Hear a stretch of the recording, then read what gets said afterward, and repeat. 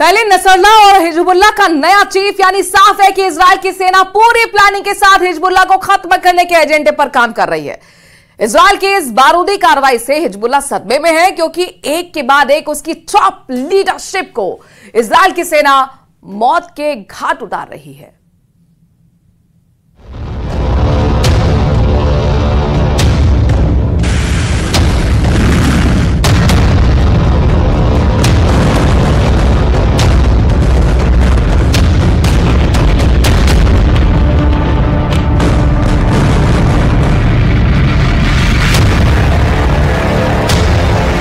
मार डाला हिजबुल्लाह का नया चीफ।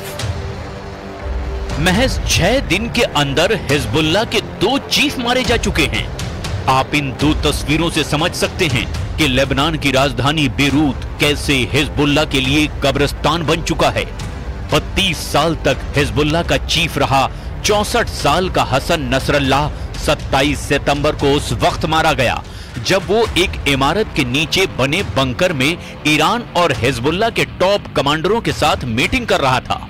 नसरल्लाह करीब 60 फीट नीचे एक बंकर में मौजूद था जिस वक्त उसे मारा गया।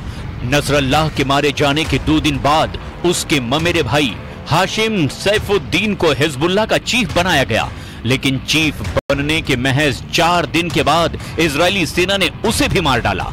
इन 2 तस्वीरों से साबित होता है कि लेबनान में अब ऐसी कोई जगह नहीं बची है जहां इजराइल हमला ना कर सके। हिजबुल्लाह के लड़ाके और टॉप कमांडर इस वक्त ना तो जमीन के नीचे बंकर में सुरक्षित हैं और ना ही जमीन के ऊपर किसी इमारत में सुरक्षित हैं। इजराइल चुन चुन कर हिजबुल्लाह के चीफ को मार रहा है। हम आपको बताते हैं कि हिजबुल्लाह का नया चीफ हाशिम सैफुद्दीन बेरूत में कैसे मारा गया। इजरायली मीडिया के दावों के मुताबिक एक खुफिया इनपुट के आधार पर इजरायली वायुसेना ने 3 अक्टूबर को दक्षिणी बेरूत में जोरदार मिसाइल हमला किया। इजरायली सेना को पता चला था कि हिजबुल्लाह का नया चीफ हाशिम सैफुद्दीन हिजबुल्लाह के बचे हुए टॉप कमांडरों के साथ गुप्त मीटिंग कर रहा था। जैसे ही हाशिम सैफुद्दीन गुप्त बंकर में मीटिंग के लिए पहुंचा, तब इजरायली वायुसेना के F-35 जेट ने बेरूत में मौजूद इमारत पर हमला कर दिया। इजरायली दावों के मुताबिक इजरायली वायुसेना ने F-35 फाइटर जेट से इस इमारत के नीचे बने बंकर पर एक के बाद एक 11 मिसाइलों से हमला किया। इजराइल के इस भीषण हमले में हिजबुल्लाह का नया चीफ हाशिम सैफुद्दीन मौके पर ही मारा गया और महज 6 दिन के अंदर ही नसरल्लाह के बाद हिजबुल्लाह का नया चीफ हाशिम सैफुद्दीन भी मार दिया गया। השלב הבא במלחמה נגד חיזבאללה יתחיל בקרוב, וזה יהווה גורם משמעותי בשינוי המצב הביטחוני ויאפשר לנו להשלים את החלק החשוב של החזרת התושבים לבתיהם. את זה אנחנו נעשה, וכמו שאמרתי כאן לפני חודש, אנחנו נעביר את מרכז הכובד.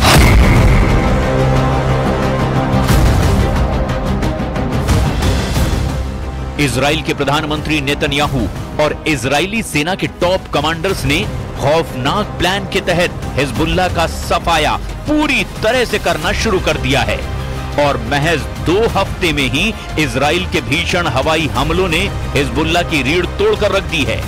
इजरायली सेना के दावों के मुताबिक अब तक हिजबुल्लाह के 21 से ज्यादा टॉप कमांडर्स मारे जा चुके हैं। जानकारों के मुताबिक हिजबुल्लाह में इस वक्त इजराइल से भीषण जंग कैसे करनी है, इसका फैसला लेने वाला एक भी टॉप कमांडर हिजबुल्लाह में बचा नहीं है।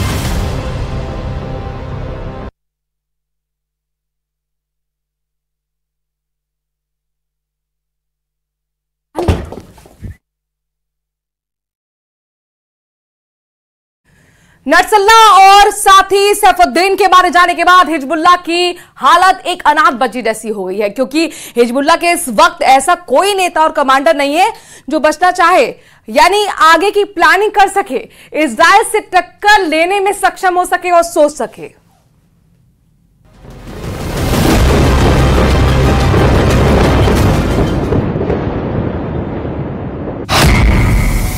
सिर्फ 96 घंटे जिंदा रहा Hezbollah chief Hashim Saifuddin.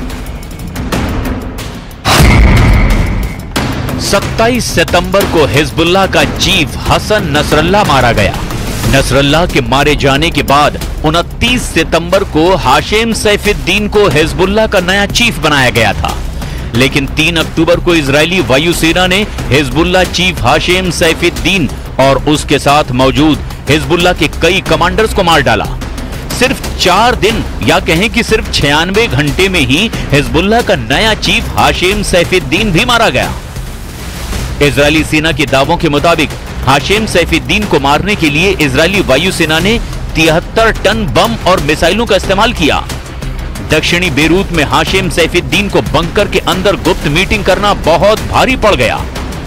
Report के मुताबिक हाशिम सैफुद्दीन काउंसिल में शामिल था, जो हिजबुल्लाह के सैन्य अभियानों का मैनेजमेंट करने का काम करती है। अमेरिकी विदेश विभाग द्वारा साल 2017 में हाशिम सैफुद्दीन को आतंकवादी घोषित किया गया था। हाशिम सैफुद्दीन भी अपने भाई नसरल्लाह की तरह ही एक मौलवी था, जो खुद को पैगंबर मोहम्मद के वंशज होने का दावा करता था। हाशिम सैफुद्दीन हमेशा काली पगड़ी पहने रखता था और हिजबुल्लाह में टॉप 3 लीडर्स में उसका नाम शामिल था। सैफुद्दीन ने हाल ही में एक कार्यक्रम में मौजूदगी दर्ज की, जहां उसने फिलिस्तीनी लड़ाकों को कहा कि हमारी बंदूकें और हमारे रॉकेट आपके साथ हैं, लेकिन किस्मत का मारा हिजबुल्लाह चीफ हाशिम सैफुद्दीन महज 96 घंटे के भीतर ही खुद मारा गया। תקפה מרחבים אזרחיים וסיכנה חיי אזרחים רבים. הודות להתנהגות אזרחית נכונה ולהגנה מאוד איכותית, הנזק קטן יחסית. אנחנו נגיב. אנחנו יודעים לאתר מטרות חשובות, אנחנו יודעים גם לפגוע בצורה מדויקת ועוצמתית. गुप्त स्थान पर नसरल्लाह दफन, इजराइल का खौफ। 27 सितंबर को हिजबुल्लाह चीफ नसन हसरल्लाह को मारा गया। ईरान की तरफ से जारी इस वीडियो को देखिए। इजरायली वायुसेना ने कितना भीषण हमला दक्षिणी बेरूत में हिजबुल्लाह के ठिकाने पर किया था। ये उसी वक्त का वीडियो है। दावों के मुताबिक नसरल्लाह को मारने के लिए इजरायली वायुसेना ने बंकर बस्टर बमों का इस्तेमाल किया था, जिसमें जमीन से 60 फीट नीचे बंकर में मौजूद नसरल्लाह को मार डाला गया। दावा किया गया कि नसरल्लाह को मारने के लिए इजरायली वायुसेना ने 80 टन बम का इस्तेमाल किया था। हैरानी की बात यह है कि हमेशा मीडिया और जनता से दूर रहने वाला नसरल्लाह जब मारा गया तो उसकी लाश को आज तक किसी ने नहीं देखा। और हैरानी की बात तो यह भी है कि जब हिजबुल्लाह चीफ हसन नसरल्लाह को दफन किया गया तो उसकी कब्र के बारे में किसी को भी नहीं बताया गया। दावों के मुताबिक हिजबुल्लाह को डर था कि अगर नसरल्लाह के जनाजे को निकाला जाता है तो इजरायली सेना जनाजे पर हमला कर सकती है, और इसी डर से उसे एक खुफिया जगह पर दफना दिया गया ताकि इजराइल को उस जगह का भी पता ना चल सके। जनरल मारो जंग जीतो, कमांडर मारो कोहराम मचाओ। अब सवाल उठता है कि ऐसे हालात में हिजबुल्लाह कितने दिन इजरायली सेना के सामने टिक पाएगा। इजरायली सेना हिजबुल्लाह में जनरल माने जाने वाले हिजबुल्लाह चीफ को चुन चुन कर मार रहा है। वहीं हिजबुल्लाह के सीनियर कमांडर्स को इजराइल की सेना हमला करने का मौका तक नहीं दे रही है। लगभग 300 घंटे से इजरायली सेना पूरे लेबनान में टारगेट किलिंग कर रही है। इजरायली डिफेंस फोर्स के chief of staff major general Herzi Halevi का साफ कहना है कि इजरायली सेना के हमले लेबनान में तब तक होते रहेंगे जब तक कि हिजबुल्लाह का पूरी तरह से सफाया नहीं हो जाता। अगर 300 घंटे से चल रहे इजराइल के हमलों पर नजर डालें तो लेबनान का हाल भी गाजा जैसा होने लगा है। जनाजों का तांता लगना शुरू हो चुका है।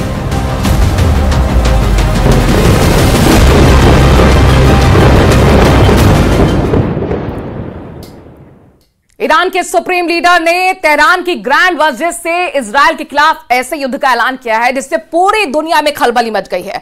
खामनेई ने अरब देशों को एकजुट होकर इजराइल पर धावा बोलने की तकदीर कर डाली है। उधर अमेरिका और इजराइल ने ईरान को दहलाने का कोड B61 बना लिया है।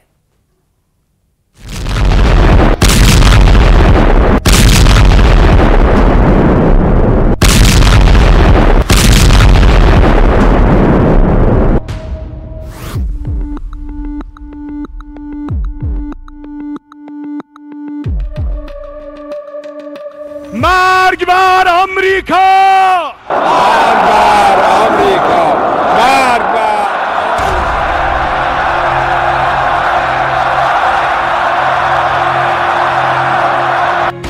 السلام علیکم و رحمت الله.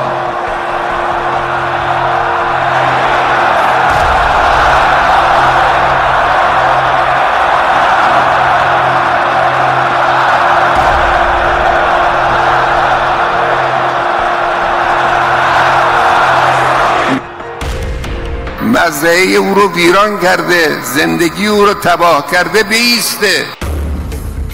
क्या इजराइल बनाम अरब वर्ल्ड युद्ध शुरू हो चुका है?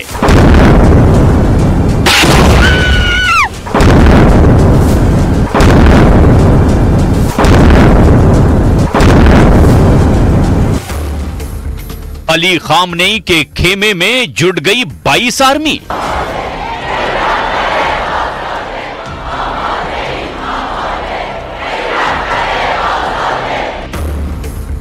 अब अमेरिका तक पहुंचेगी युद्ध की चिंगारी।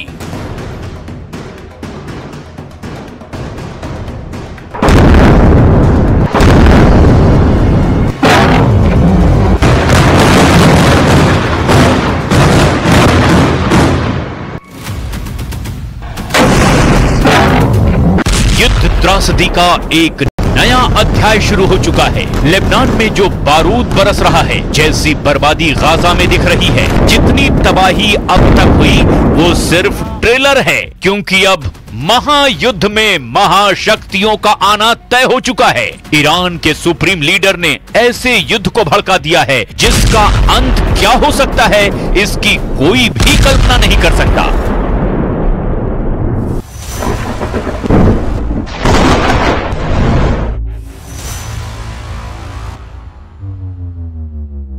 ईरान के सुप्रीम लीडर ने इजराइल के खिलाफ खुद हथियार उठा लिया है। राइफल दिखाकर खामनेई ने नेतन्याहू को धमकी दी है कि इजराइल धरती के नक्शे से गायब हो जाएगा। सुप्रीम लीडर के बारूदी भाषण के बीच तेहरान में इजराइल की बर्बादी की कस्में खाई गई हैं। नसरल्लाह और इस्माइल हानिया की तस्वीरों की प्रदर्शनी लगाकर ईरान ने इजराइल से आर पार की जंग का ऐलान कर दिया है।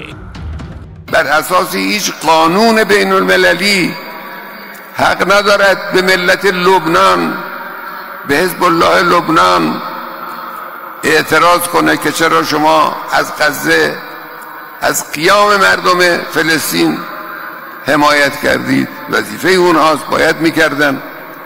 این دیگه هم حکم اسلامی است، هم قانون عقلی است، هم أيها الذين آمنوا। तेहरान की ग्रैंड मस्जिद से उठा युद्ध का ये उन्माद खाड़ी मुल्कों को दहलाने जा रहा है। ये हुंकार, ये ललकार सिर्फ इजराइल भर के लिए नहीं है। धमकी अमेरिका को है, यूरोप के उन देशों को है जो इजराइल के साथ हैं और इजराइल को हथियार दे रहे हैं, जो इजराइल के लिए युद्ध के अखाड़े में हैं, जिनके पास एटम बम हैं। यानी ईरान इजराइल टकराव अब दो देशों का युद्ध नहीं रहा, ये महायुद्ध है जिसमें एक तरफ इजराइल है तो दूसरी तरफ पूरा अरब वर्ल्ड। तेहरान की गलियों से इजराइल की बर्बादी तक जंग का ऐलान हुआ है।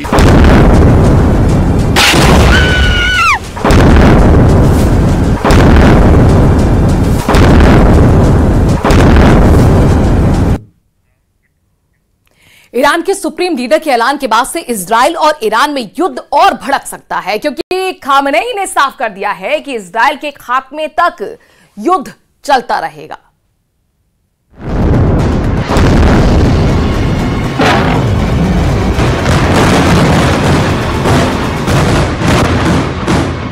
ईरान के सुप्रीम लीडर खामनेई ने खुल्लम खुल्ला बता दिया है कि इजराइल का वजूद मिटाने तक युद्ध होगा, जिसमें सभी अरब देश ईरान के साथ होंगे।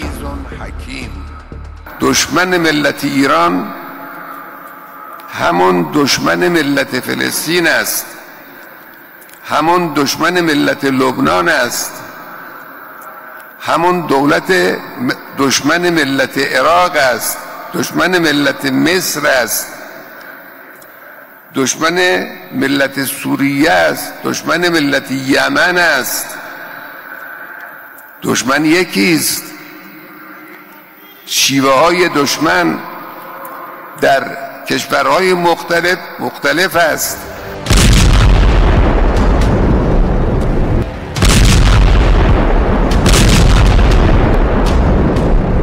मगर कितने देश, कौन कौन हैं जो सुपर पावर अमेरिका से लड़ने का दम रखता है? कौन है जो एटमी पावर से युद्ध करने की जुर्रत दिखाएगा? खामनेई ने जो लिस्ट बनाई है वो बहुत लंबी है, उसमें कई चौंकाने वाले देशों के भी नाम शामिल हैं। लेकिन अमेरिका का अलग ही वॉर प्लान है। इजराइल को दुश्मन मानने वाले कई अरब देश हैं, लेकिन युद्ध का जोखिम, वो भी न्यूक्लियर वॉर का, सारा मामला यहीं फंस रहा है।